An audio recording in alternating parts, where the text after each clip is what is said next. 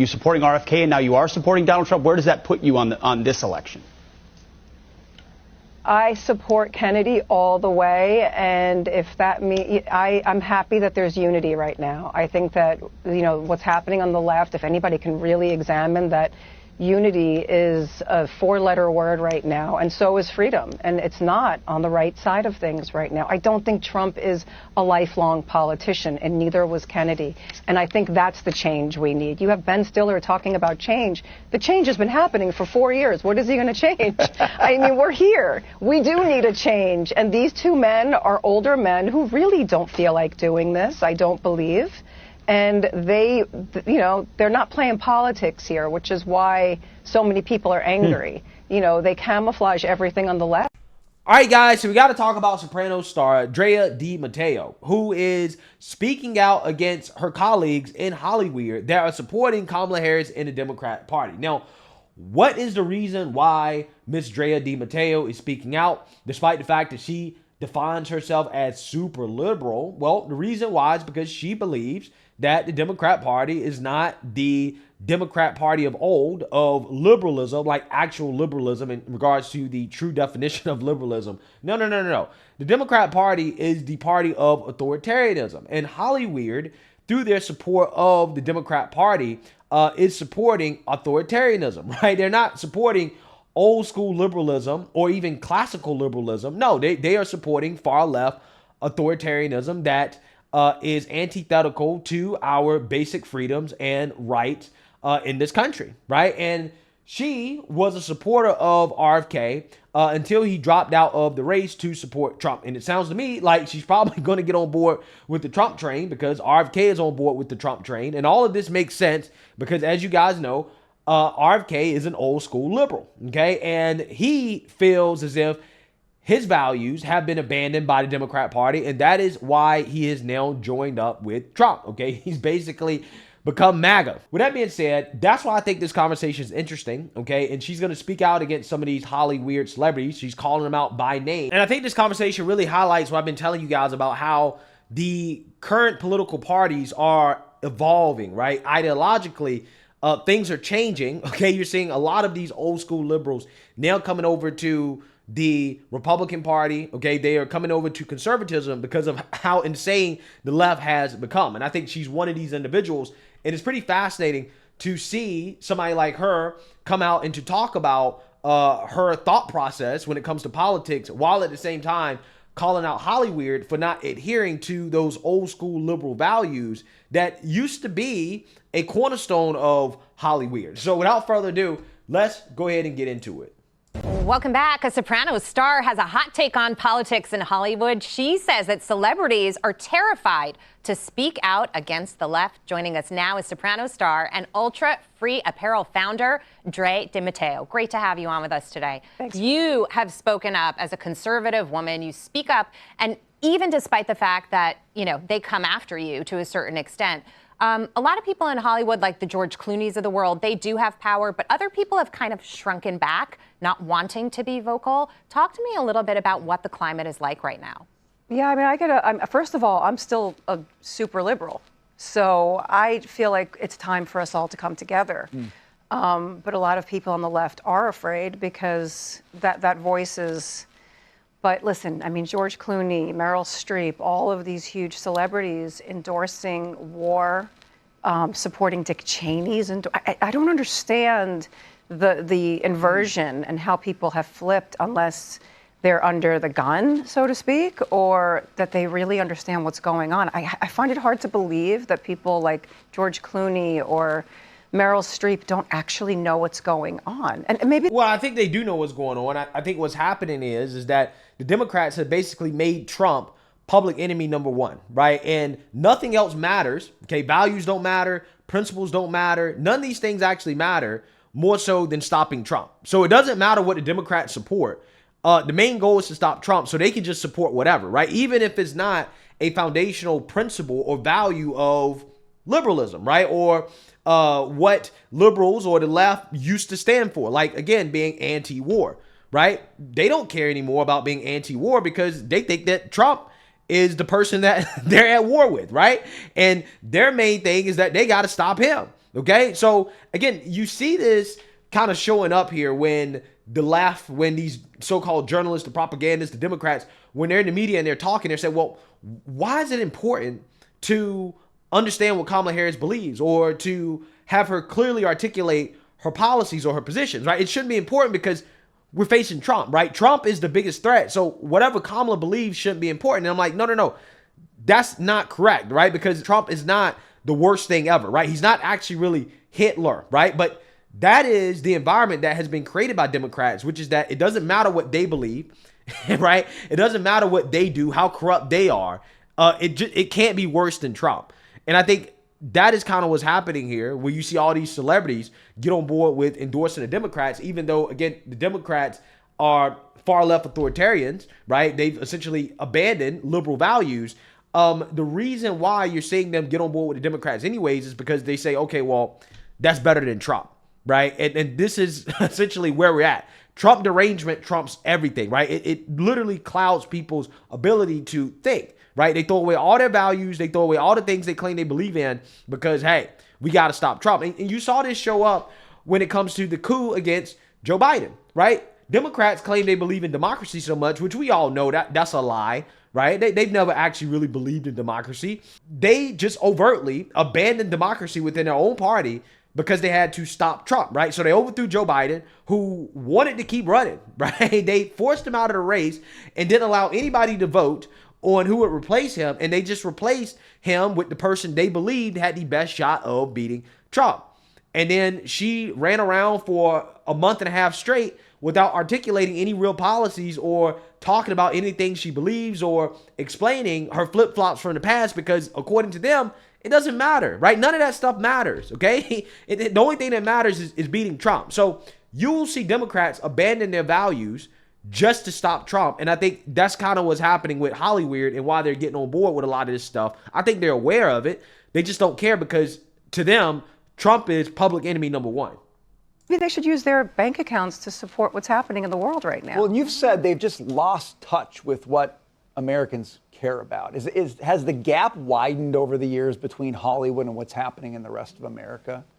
I think that Hollywood is meaningless in all of this. I think the American dream is on hold. I feel like Hollywood is dead. The music industry is dead. There's no cultural, artistic movement speaking out about this. You don't see fine art. There's usually protest art about wars and censorship, and we're stagnant right now. And I find it interesting to see these celebrities that are endorsing a situation that is the antithesis of what they once stood for as celebrities, sort of, and freedom of everything, speech, art, right, integrity. I question their integrity right now. Yeah, I mean, historically speaking, when you think about the Vietnam War and the people that were speaking out against the Vietnam War, they were liberals, right? They were protesting it, right? That's what old school liberals used to do, right? They were anti-war. And that's basically how it was up until Obama. After Obama, things started to change quite a bit because when Bush was in office, he got a lot of criticism for the Iraq war, okay? And a lot of criticism came from the left. Those same people who were critical of Bush for the Iraq war were silent when Obama got into office and he escalated things in the Middle East. And then we started to get a whole bunch of messaging from the government talking about, well, hey, we have to do this because we're trying to instill these progressive values in these backward countries. Like, Afghanistan, for example, right? I mean, we were sending money to Afghanistan in order to progress women's rights, LGBTQ rights, trans rights, like all these rights of these minorities and stuff like that. And they started to use progressive values as justification for war, right? Well, we're trying to turn these backward societies into progressive bastions, right? And democracy as well, too. I mean, we've always used kind of the whole democracy and nation building thing, but even that democracy has evolved into something that doesn't actually really mean what they say that it means, right? When they talk about fighting for democracy, okay, or protecting democracy, what they actually really mean is protecting Democrat power and control, right? It actually really means far left authoritarianism. That is what it's become synonymous with, right? And anti-Trumpism as well, too. Okay, this is why they say that, hey, you have to support the war in Ukraine, okay, because of democracy, but yet Ukraine isn't really a democracy, right? So it's like, how are you protecting democracy by supporting Ukraine when Ukraine is not really a democracy? Again, it doesn't really mean what it says. What it means is simply pro-democrat, far-left agenda. That's essentially what it's become synonymous with. So that is what you're saying, and I think that's why you have these celebrities coming out and they're supporting things that don't align with the old school values that they claim that they believe in, because those values have gone out the window in favor of the overall agenda, which again is anti-Trumpism, right? And again, more globalist in nature. And as a result, the Democrat Party in Hollywood has basically become one, okay? Because Democrats use Hollywood in order to push cultural change, right? So what you see in Hollywood in regards to what's depicted in a lot of these movies, again, is influenced by the ideals of the Democrat Party and what the Democrats want the world to see, and the agenda and narrative that they want out there pushed to the masses. And one of the easiest ways to get them on board with it is to have it be a part of popular culture, okay? And that's what's happening, right? It's basically just social engineering, okay, from the Democrat Party, using Hollywood as a tool. And if you don't get on board with it, then you're canceled, okay? You lose your job, right? You're not able to feed your family. You face social consequences, stigmas, right? All this stuff, again, is just a form of social engineering that is currently happening in our society in order to manufacture consent among the masses to support the Democrat Party and the far left agenda. You also mentioned that you are a business owner. What has it been like to operate a business in this environment? Well, people, we're being called everything from white nationalists for supporting freedom. And I find that so interesting that that's the culture we're living in right now. So, we're hippies for humanity. And it's like, where did the hippies go? I don't understand where everybody disappeared to. So we're trying to bridge the gap between left and right, and we're actually having a big rally in DC on Sunday and Saturday. Saturday is the anti-war rally, and Sunday is it's going to be a ton of amazing speakers talking about how we need to come together right now and fight this monster, which is unelected officials all over the place. And it's called Rescue the Republic. And please come hold hands with us and join us so that we can maintain our ultra freedom. I think you're highlighting something that's really important, which is the polarization in the country, where the left and the right can't even sit down and have an honest conversation or a debate and just talk through issues anymore. And when you get to that level, where do you go from there? Just final word. I feel like I started to call them the left behind liberals.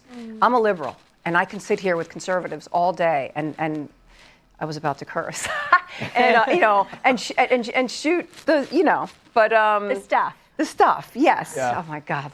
Listen, I bring the rock and roll of the conservative movement right now, okay? That's my job. Thank you so much for Great stopping stuff. by. Great. Yeah, that's because conservatism, for the most part now, is basically classical liberalism. Conservatives actually believe in your fundamental rights and freedoms, like freedom of speech, like freedom of religion, bodily autonomy, right? In the sense that the government should not be able to force an experimental vaccine into your arms, okay? We believe in having secure borders, okay? We believe in open dialogue. We believe in not silencing people just because we disagree with them, right? We're open-minded, okay? We're tolerant, okay? We actually believe in loving thy neighbor, which means Americans, right? Putting the American people first, okay, over foreigners. Those are the type of things that we believe in, right?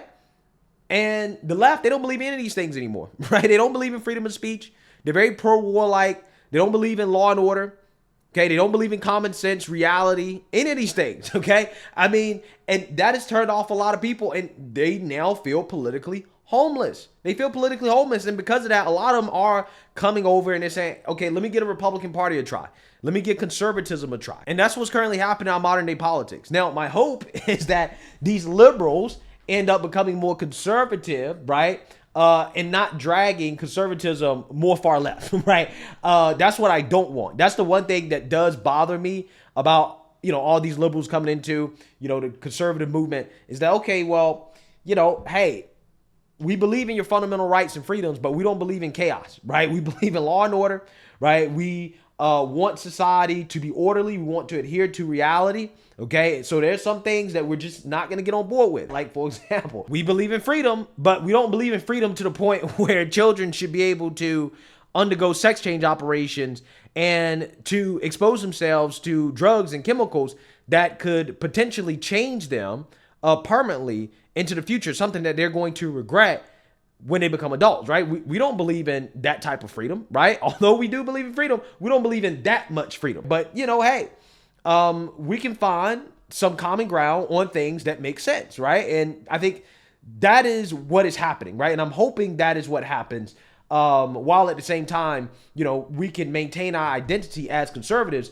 without continuing to be dragged to the left, right? Because I think that's part of the problem, right? The left being so far left is dragging the right to the left in order to get those disaffected liberals. But at the same time, that has consequences, because eventually we become like Europe, where the conservative party over there is basically like the Democrat party over here, right? And their left-wing party over there is basically like full-blown socialist, okay? So I don't want to be like that, right? So at some point, we have to drag these liberals to the right, right? We got to drag this country back to the right. That's where we need to go, okay? We need to embrace more of our traditional values, the things that made this country great in the first place. And my last point is this. This woman and her thought process in regards to her decision to leave the left, so to speak, is the same type of thought process and reasoning that people like Bill Maher and Stephen A. Smith should be going through, right? If they actually were using logic and reasoning when it comes to who they choose to support, okay? Because we see Bill Maher speak out against the far left so much, okay? The authoritarianism of the left, the cuckoo for Cocoa Puff nonsense on the left. Same thing from Stephen A. Smith. But yet these people are still lining up and voting Democrat because Trump derangement has clouded their judgment. Trump derangement leads to cognitive impairment. If you're not Trump deranged, which this lady clearly is not, then you can see that she's able to clearly think about, okay, well, as a liberal, which party currently aligns the most with my old school liberal values? And also on top of that, which party's policies today are better for the country, considering how the progressive policies of the Democrat Party have essentially destroyed the country over the past 4 years. When you think logically and you use, reason, right? When you're not Trump deranged, look at the result. The result is, well, I got to leave the left, right? I have to give the other side a try because that is where my logic leads me, right? That is the only reasonable choice at this point.